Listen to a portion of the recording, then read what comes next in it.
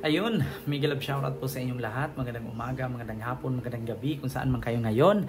Lalong-lalo na sa mga kababayan po natin dyan, ng mga taga Maynila, mga Manilenyo. Ayan. So, meron po tayong vlog ngayon na kung saan sabi nga ni Mayura Hani Lacuna na pinagtaksilan daw siya. So, I feel betrayed by Isko Moreno. So, yun ang sabi niya. So, I feel betrayed. Actually, para sa akin hindi ka po pinagtaksilan, Mayura Hani. Alam mo, sa totoo lang, Mayura Hani, taong bayan po ang may gusto na si Isko ipabalik. Kasi alam mo po kung bakit, Mayura, ako bilang taga Maynila, masasabi ko po, mas marami po kasing magandang ginawa si Isko kaysa sa'yo. Nagsabi ako sa'yo ng totoo. Mayura, wag kayong magalit sa akin. Hindi ako basher sa'yo. Ay, kung ano yung respect ni Yorme sa'yo, ganun din ang respect namin taga Maynila sa'yo. Pero hindi po sa lahat ng pagkakataon, Mayura, na porkit ate ang turing ni Yorme sa'yo, ay ikonsinti na lang niya ang nangyayari. Mayura, naalala mo po ang sabi ni Yorme sa'yo noon, ate, naumpisahan na natin, ipagpatuloy mo. Kaya ba? So sabi mo, kayang-kaya. So anong nangyari?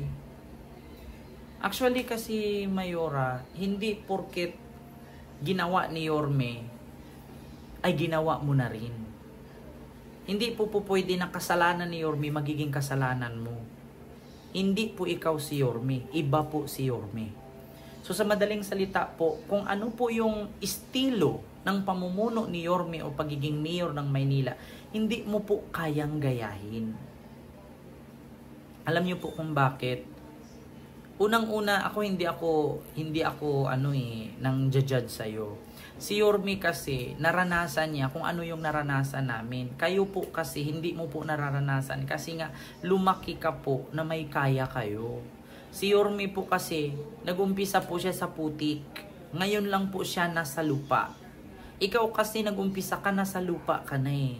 Hindi nga namin alam, baka nag-umpisa ka, kutsara mo ginto, plato mo silver. Si Yorme kasi, ramdam kasi naming mga mahihirap. At ramdam din ni Yorme ang mga mahihirap. Kami kasi, Mayura, actually hindi po kasi namin nararamdaman yung nagawa mo. Actually, kung ano man yung achievement ni Yorme noon, no, naging vice presidente kanya, achievement mo na rin yun kasi vice president ka. Pero, hindi po porkit ganun, ay ganun na lang. Dapat, meron tayong kasabihan na, kung gusto mong maging unique, gumawa ka ng bagay na ikaka-idolize ng tao sa'yo. Si Yorme kasi, nalaman namin, nakita namin at naramdaman namin na, kung paano siya nagkakaroon ng may sarili siyang salita, gidle, ede at pati, meron siyang 2 joints, yung mga ganun ba, yung unique. Kaya siya hindi makakalimutan ng tao at kaya siya, no, siya yung pinupukusan ng tao kasi bawat salita niya, ginagawa niya. Hindi kasi siya nagsasabi na kayang-kaya, pero wala namang nangyari. Kaya, hindi naman po kasi kami tulog. Mayura, hindi kami tulog. Kaya, mga kababayan, sabi po kasi ni Mayura sa interview sa kanya ng News 5 or ng TV5 na I feel betrayed by Isko. Sabi niya, I feel betrayed. So ito po, ipapakita ko po sa inyo yung naturang video na mula sa News 5 or sa TV5 na in-interview po si Mayura Hani. So ito po, panoorin nyo po. Kayo na lang po ang humusga. O daw ay nagbabalak na tumakbo. And how do you feel about that, Mayor? Definitely, I feel betrayed. Yung po ba nagkausap ulit ni dating Manila Mayor Isko Moreno? Because we all know naman na kayo yung magkakasama before. So, yun po, napanood nyo po na ang sabi niya ay I feel betrayed. So wala pong nagtaksil sa'yo, Mayura. Hindi po porkit sinabi ni Yorme na hindi siya tatakbo kapag siya ay matalo pagiging presidente, hindi na siya papasok sa politiko. Mayura naman, common sense. Ang tao kasi, sabihin natin na hindi porkit sinabi mong ayaw mo na, May time kasi na kapag nakita niya na kailangan siya ng taong bayan, babalik at babalik siya. Actually, hindi po si Yorme ang may gusto niyan, kami. Kami na po mismo ang nagsabi, Mayura Hani, ako as a social media influencer, as a vlogger, as a content creator, marami din po akong supporters and viewers and followers na nakabase sa Manila.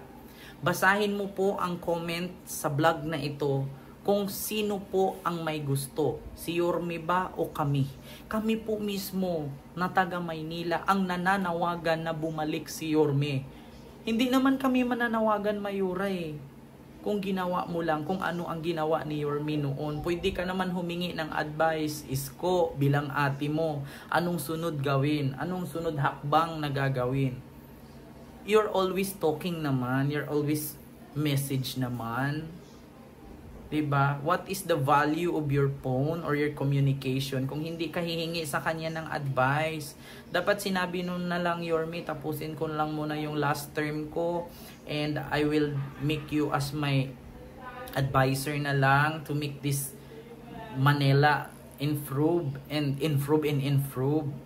kung ano yung ating naumpisahan. Diba? Pero na-feel kasi ni Yorme at na-feel ng taong bayan na parang nawala yung inumpisahan ni Yorme. Klarong-klaro naman sa sinabi ni Yorme na umpisahan na natin, ate. Ipagpatuloy mo. Kaya nyo ba? Kaya mo ba, Yorme? Sabi mo, kayang-kaya. Pero asaan na? Unang-una, Mayura, alam mo kung bakit gusto naming pabalikin si Yorme? Because yung mga, yung sa senior citizen, yung allowance ng senior citizen, parang ang hina na po ng kilos. Hindi na gumagalaw.